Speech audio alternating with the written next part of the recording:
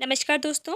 Art visual art में net visual art old question paper की series में आप सभी का एक बार फिर से स्वागत है। आज हम सॉल्व करेंगे दिसंबर 2013 का net visual art question paper number 2 और जिसका ये पार्ट 2 है और इसमें हम कुल 25 क्वेश्चन को सॉल्व करेंगे। तो आइए अब हम देख लेते हैं हमारा 26 से क्वेश्चन, लेकिन उससे पहले देख लेते हैं कल पूछा गया क्वेश्चन और उसका आंसर। हमारा क्वेश्चन था ब्लू पीरियड्स किससे संबंधित है। तो एक ब्लू पीरियड जो है वो सीरीज़ है, तो वो आपको बताना है कि वो सीरीज़ जो है किसने स्टार्ट की थी। तो इसमें ऑप्शन में दिया गया था A Henry मातिस, B Pablo Picasso, C Emil नोल्डे और डी सल्वाडोर डाली। तो इसका जो सही आंसर है कि ब्लू पीरियड जो है वो आपके पाब्लो पिकासो यानी कि ऑप्शन नंबर बी हमारा सही आंसर हो जाएगा। तो ये पाब्लो पिकासो द्वारा शुरू की गई एक सीरीज़ थी। तो इस तरह से ऑप्शन नंबर बी हमारा सही आंसर हो जाता है। तो आइए अब हम बढ़ते हैं आज के पहले क्वेश्चन पे। हमारा आज का क्वेश्चन है निम्नलिखित चित्रों का सही कालक्रम चुनिए। तो कुछ आपको जो है वो पेंटिंग्स दी गई है, तो उसको आपने सही क्रम में लगाना है। तो सबसे पहले है आपका ऑप्शन नंबर ए डेमो सेल्स दी अविगनन एब्स्ट्रैक्ट स्पीड स्टोन ब्रेकर और वाटर लिलीज। तो इसको आपने सही क्रम में लगाना है। तो इसका जो सही क्रम है वो है आपका सबसे पहले आते हैं स्टोन ब्रेकर, उसके बाद वाटर लिलीज, फिर है डोमेसिल्स अविगणन और सबसे लास्ट में है आपका अब्स्ट्रैक्ट स्पीड। तो इस तरह से ऑप्शन नंबर बी आपका सही आंसर हो जाता है। नेक्स्ट है 27 क्वेश्चन। छापा चित्रण प्रक्रिया में विपरीत सही क्रम चुनिए। तो जो छापा चित्रण प्रक्रिया है उसमें आपने उल्टे विपरीत मतलब उल्टे क्रम को चुनना है। तो जैसे कि सबसे पहले ऑप्शन में है ए स्क्रीन प्रिंटिंग, लिथोग्राफी, एचिंग और वुडकट। तो इसमें जो सबसे पहले आएगा आपका वो है आपका स्क्रीन प्रिंटिंग, तो लिथोग्राफी और एचिंग और लास्ट में है वुडकट, यानी कि सबसे पहले जो है वो वुडकट का आविष्कार हुआ, उसके बाद एचिंग का, फिर लिथोग्राफी का, फिर लास्ट में स्क्रीन प्रिंटिंग का। लेकिन यहाँ पे आपको उल्टा क्रम पूछा गया है। तो इस तरह से स्क्रीन प्रिंटिंग सबसे पहले आएगा, फिर लिथोग्राफी, फिर एचिंग, फिर वुडकट। तो ऑप्शन नंबर ए ही हमारा सही आंसर हो जाएगा। नेक्स्ट है 28 क्वेश्चन। सही कालक्रम का चयन कीजिए। तो यहाँ पे भी आपने सही क्रम में लगाना है। कुछ आपको आर्टिस्ट के नाम दिए गए हैं, जैसे कि पहले में है हेनरी मूर, अल्ब्रेक्ट ड्यूरर, फ्रांसीसी दिगोया, पाब्लो पिकासो। तो इसका जो सही क्रम है सबसे पहले आते हैं आपके अल्ब्रेक्ट ड्यूरर, उसके बाद फ्रांसीसी दिगोया, फिर पाब्लो पिकासो और लास्ट में है हेनरी मूर।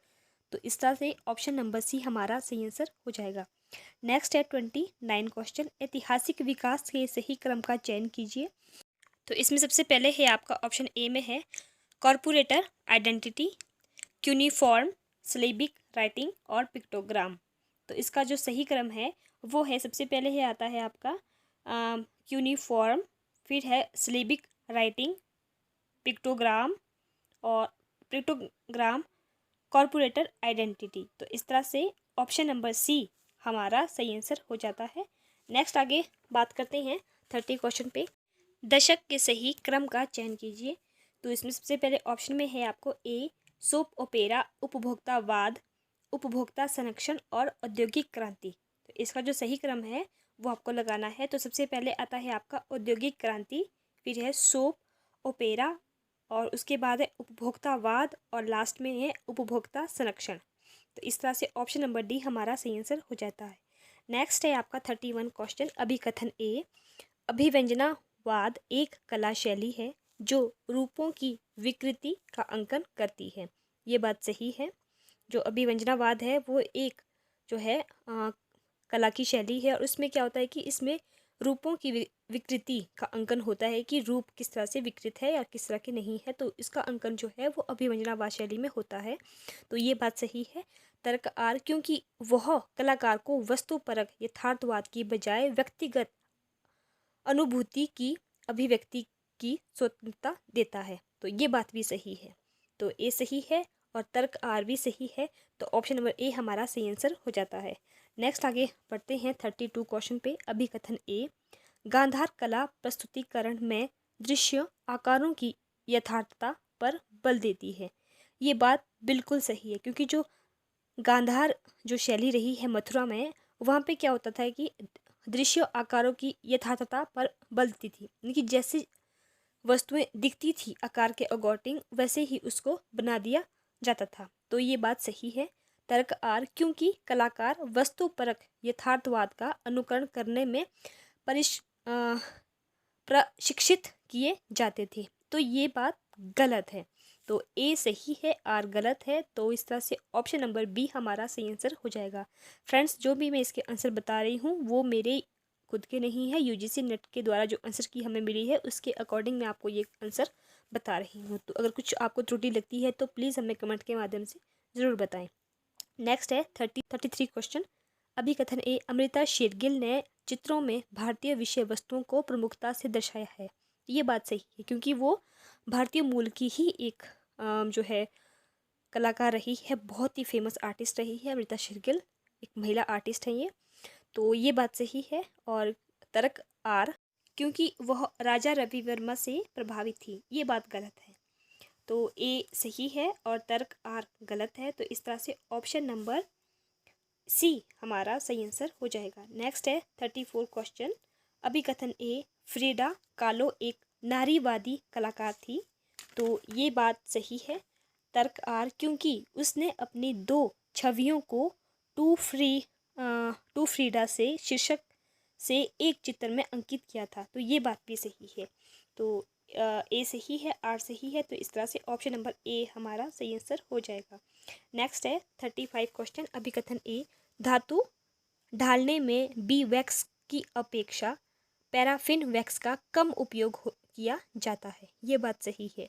तो इसमें क्या होता है कि जब हम जो है धातु की जो है ढलाई करते हैं तो उसमें बी वैक्स की अपेक्षा जो है पैराफिन वैक्स का उपयोग जो है वो कम होता है, यानी कि बी वैक्स का उपयोग होता है और पैराफिन वैक्स का उपयोग बहुत ही कम किया जाता है। तो ये बात सही है। तर्क आर, क्योंकि पैराफिन वैक्स जो है सख्त और जल्दी टूटने वाली होती है। तो ये बात भी सही है, क्योंकि वो एकदम से जो है टूट जाती है और काफ़ी जो है सख्त होती है। तो इस तरह से ऑप्शन नंबर बी यानी कि ए सही है, आर सही है। तो हमारा ऑप्शन नंबर बी हमारा सही आंसर हो जाएगा। नेक्स्ट है 36 क्वेश्चन। अभिकथन ए, शंखो चौधरी भारत के प्रमुख प्रसिद्ध मूर्तिकार हैं। और ये बात सही है। तो तर्क आर, क्योंकि भारत में सर्वप्रथम सामुदायिक स्टूडियो की संकल्पना उन्हीं की देन है। ये बात बिल्कुल गलत है। तो ए सही है, तर्क आर गलत है। तो ऑप्शन नंबर सी हमारा सही आंसर हो जाएगा। नेक्स्ट है 37 क्वेश्चन। अभिकथन ए, एक्वाटिंट प्रिंट मेकिंग में प्रक्रिया में रेजिन पाउडर द्वारा रंगे सामंजस्य का प्रभाव प्राप्त किया जाता है। तो ये बात सही है कि एक्वाटिंट में क्या होता है कि प्रिंट मेकिंग प्रक्रिया में जो है रेजिन पाउडर का उपयोग या उसका प्रभाव हम जो है सामंजस्य प्राप्त करने के लिए उसका प्रभाव जो है वो प्राप्त किया जाता है। तो ये बात सही है। तर्क आर, क्योंकि रेजिन पाउडर जो है अम्ल प्रतिरोधक है, जो प्लेट को काटने नहीं देता। और ये बात भी सही है, इसीलिए जो है उसमें जो है रेजिन पाउडर का उपयोग करते हैं कि ताकि जो हमारी जो प्लेट है वो जो आपका एसिड होता है उसके प्रभाव से कम जो है वो कटे। तो इस तरह से जो रेजिन जो पाउडर होता है वो उसको रोकने में सहायता करता है। तो इस तरह से ऑप्शन नंबर बी हमारा सही आंसर हो जाएगा। नेक्स्ट है 38 क्वेश्चन। अभिकथन ए, प्रिंटिंग की विस्कोसिटी प्रक्रिया में प्लेट पर एचिंग के द्वारा गहराई के कई प्रकार प्राप्त किए जाते हैं। ये बात सही है। तो तर्क आर, इसीलिए विभिन्न गहराइयाँ लाने के लिए सख्त रोलर का उपयोग किया जाता है। ये बात गलत है। ए सही है, आर गलत है। तो इस तरह से ऑप्शन नंबर सी हमारा सही आंसर हो जाएगा। नेक्स्ट है 39 क्वेश्चन। अभिकथन ए, बाह्य विज्ञापन प्रत्येक व्यक्ति को करना ही होता है, भले ही वह चाहे या ना चाहे। ये बात बिल्कुल सही है। तर्क आर, क्योंकि इसे दशकों पर अपनी पकड़ बनाई है, और ये बात भी सही है। ए सही है, आर सही है। ऑप्शन नंबर ए हमारा सही आंसर हो जाएगा। नेक्स्ट है 40 क्वेश्चन। अभिकथन ए, डिजाइन में रंग दर्शकों के मानस पर विभिन्न प्रभाव डालते हैं। ये बात सही है। रंग सांस्कृतिक बोध के साथ साथ व्यक्तिगत अभिरुचि को भी प्रभावित करते हैं, और ये बात भी बिल्कुल सही है, क्योंकि हमें व्यक्तिगत अभिरुचि का मतलब है कि जो हमें यानी कि हर व्यक्ति को एक अलग अलग जो है कलर पसंद होता है तो हम अपने अकॉर्डिंग रंगों का चयन करते हैं। तो हमारी जो एक रंग सांस्कृतिक बोध के साथ साथ जो है व्यक्तिगत अभिरुचि को भी प्रभावित करता है। तो इस तरह से ए सही है, आर सही है, तो ऑप्शन नंबर ए हमारा सही आंसर हो जाएगा। नेक्स्ट है 41 क्वेश्चन, निम्नलिखित को सुमेलित कीजिए। तो ये आपको क्रॉस मैच करना है। तो इसमें एक तरफ है आपका जहाज महल, और उसमें है उसके बाद है आपका अहमद शाह खट्टू का मकबरा, रानी सिपारी का रोज़ा, शाह हमदन, और इनके सामने है अहमदाबाद, सरखेज, श्रीनगर और मांडू। ये कुछ आपको स्थान दिए गए हैं और वो बताने कि वो कहाँ पे स्थित है। तो सबसे पहले हम बात करते हैं जहाज महल की, जो आपके मांडू में है। और ये क्वेश्चन या इससे संबंधित क्वेश्चन जो है कई बार देखने को मिला है। तो प्लीज़ आप इस तरह के क्वेश्चनों को ध्यान से रीड करें, जो आपके आने वाले नेक्स्ट एग्जाम के लिए आपके लिए काफ़ी हेल्पफुल हो सकते हैं। तो इनको ध्यान से रीड करें। जहाज महल जो आपके मांडू में है, और उसके बाद है अहमद शाह खट्टू का मकबरा जो है वो आपके सरखेज में है, और रानी सिपारी का रोज़ा तो वो आपके अहमदाबाद में है, और शाह हमदन जो है वो आपके श्रीनगर में है। तो इस तरह से ऑप्शन नंबर ए आपका सही आंसर हो जाएगा। नेक्स्ट आगे बढ़ते हैं 42 क्वेश्चन पे, निम्नलिखित को सुमेलित कीजिए। तो इसमें एक तरफ है आपके अनुकरण का सिद्धांत, कला संप्रेषण है, चित्रसूत्र और हर्ष चरित्र, बाण भट्ट, और इसके सामने है बाण भट्ट, नगनजीत, लियो टॉल्स्टॉय और अरस्तु। तो यहाँ पे भी आपने इनको आपस में मिलाना है। जैसे कि सबसे पहले है अनुकरण का सिद्धांत जो है वो सभी को पता है कि वो अरस्तु के द्वारा दिया गया है, तो इसका अरस्तु हो जाएगा। उसके बाद है कला संप्रेषण है, और ये बात बोली थी आपके टॉल्स्टॉय, लियो टॉल्स्टॉय द्वारा। तो और उसके बाद है चित्रसूत्र जो कि नगनजीत की है, और उसके बाद है हर्ष चरित्र, और जो बाण भट्ट के द्वारा लिखी गई है। तो इस तरह से ऑप्शन नंबर बी हमारा सही आंसर हो जाएगा। नेक्स्ट है 43 क्वेश्चन, निम्नलिखित को सुमेलित कीजिए। तो इसमें भी आपको आपस में लाना है। तो इसमें एक तरफ है कमल, कलश, स्वास्तिक, चक्र, और उसके सामने है समय, जीवन, खुशहाली और प्रबोधन। ये क्वेश्चन भी मैक्सिमम जो है पूछा जाता है, तो इसको आपने ध्यान रखना है। ये क्योंकि ये क्वेश्चन जो है कई बार जो है एनवीएस के एग्ज़ाम में भी पूछा गया है इस तरह से संबंधित क्वेश्चन, तो इस बात का ध्यान रखें।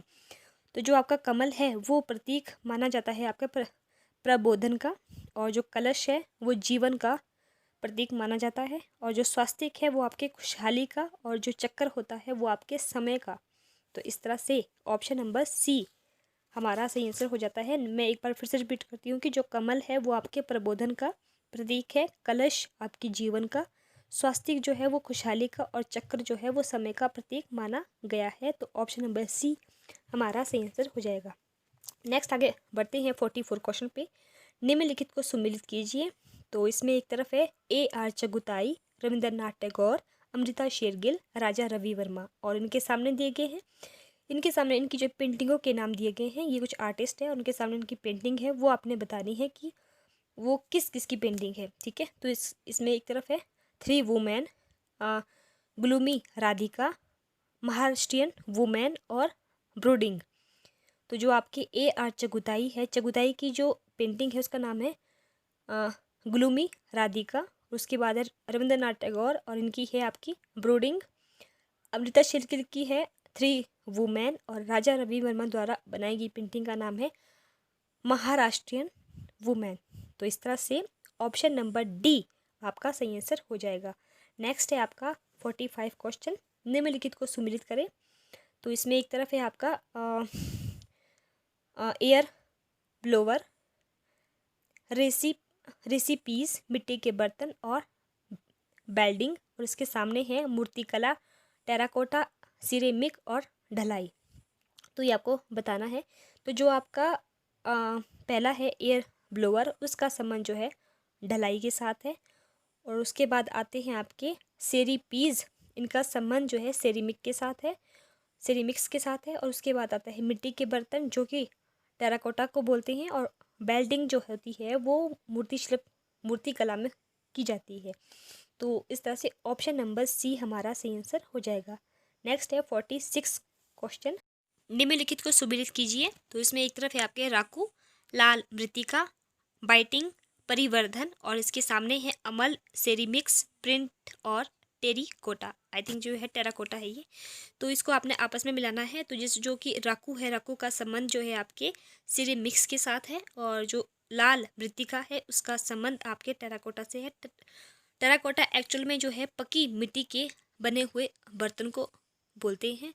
तो जो क्योंकि उसमें जो है लाल मिट्टी, यानी कि जब मिट्टी को पकाया जाता है तो वो पक के लाल हो जाती है, तो इसीलिए लाल मिट्टी का मतलब जो है मृत्तिका का संबंध जो है टेराकोटा से माना जाता है। तो इस तरह से लाल मिट्टी का टेराकोटा है। और उसके बाद आता है आपका बाइंडिंग का संबंध जो है आपके अमल के साथ है।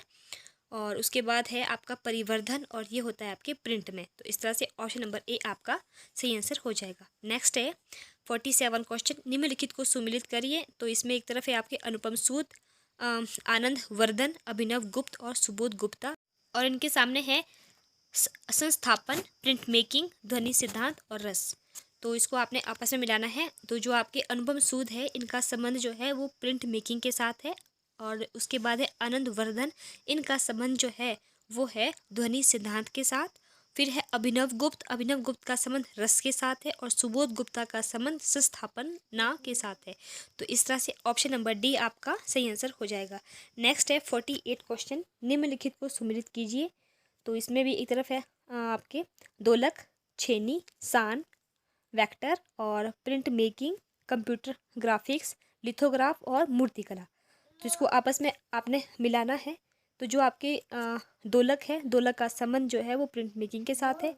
छेनी का संबंध लिथोग्राफी के साथ है। और सान का संबंध मूर्तिकला, और वेक्टर का संबंध जो है कंप्यूटर ग्राफी के साथ है। एक्चुअल में ये क्या है कि ये उनके कुछ जो है उपकरण है, और कि किस किस माध्यम में जो है किस किस उपकरण का उपयोग किया जाता है, तो वो आपको इसमें बताना है। जैसे कि दोलक प्रिंट मेकिंग में है, छेनी आपके जो वो लिथोग्राफी में यूज़ होती है, मतलब पत्थर को जिससे हम जो है तोड़ते हैं तो उस उपकरण को जो है छेनी बोलते हैं। तो आपकी जो लिथोग्राफी में उपयोग होती है। उसके बाद जैसे सान है तो वो आपकी मूर्तिकला में, और जो वेक्टर होते हैं वो आपके कंप्यूटर ग्राफिक्स में यूज़ होती हैं। तो इस तरह से ऑप्शन नंबर सी हमारा सही आंसर हो जाएगा। नेक्स्ट है 49 क्वेश्चन, निम्नलिखित को सुमिलित कीजिए।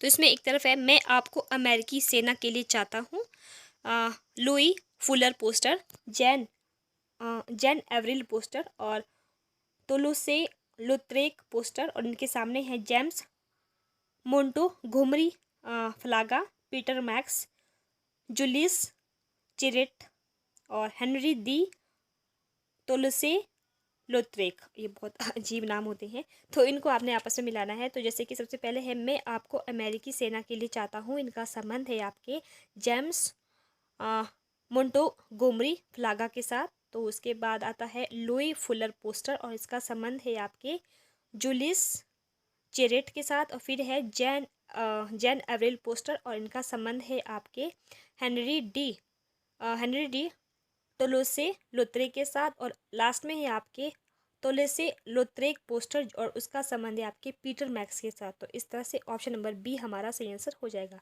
नेक्स्ट और आज की वीडियो का लास्ट क्वेश्चन है 50 क्वेश्चन, विज्ञापन एजेंसी को उनके टीवी कमर्शियल के साथ सुमिलित कीजिए। तो इसमें एक तरफ है आपको दिया गया ओगलवी एंड मैथर, रप रूट इंडिया, ड्राफ्ट FCB, ULKA और लोवे लेंटास, और उनके सामने है फेट बॉय के लिए IDBI अभियान, तनिष्क ट्रू डायमंड अभियान, एयरटेल का हर एक फ्रेंड ज़रूरी होता है, टैगलाइन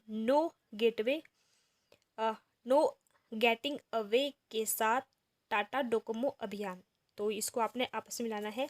तो सबसे पहले है आपके ओगलवी एंड मैथर, इनका संबंध है आपके फैट बॉय के लिए IDBI अभियान। और उसके बाद है आपका टपरूट इंडिया, और इनका संबंध है एयरटेल का हर एक फ्रेंड ज़रूरी होता है। और उसके बाद है ड्राफ्ट FCB ULKA, और इनका संबंध है आपके टैगलाइन नो गेटिंग अवे के साथ टाटा डोकोमो अभियान। और लास्ट में है लोवे लिंटास, और इनका संबंध है आपके तनिष्क ट्रू डायमंड अभियान। तो इस तरह से ऑप्शन नंबर ए।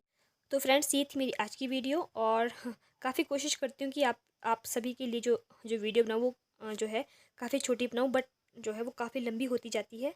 अब मैं वैसे जो कोशिश करूँगी कि नेक्स्ट टाइम से जो वीडियो जो होगी वो काफ़ी छोटी छोटी बनाऊँ। आई थिंक जो है उसमें ओनली 20 क्वेश्चनों को जो है सॉल्व करूँ। तो नेक्स्ट एग्ज़ाम से या नेक्स्ट क्वेश्चन पेपर से हम इस बात का जो है ध्यान रखेंगे। तो आइए अब हम देख लेते हैं पहले आज की वीडियो का हमारा क्वेश्चन। हमारा आज का क्वेश्चन है, कमल किसका प्रतीक है? ऑप्शन में है ए समय, बी जीवन, सी खुशहाली और डी प्रबोधन। तो इसका आंसर आपको हमें कमेंट के माध्यम से बताना है। तो फ्रेंड्स, अब हम मिलते हैं अपनी नेक्स्ट वीडियो में और तब तक के लिए धन्यवाद।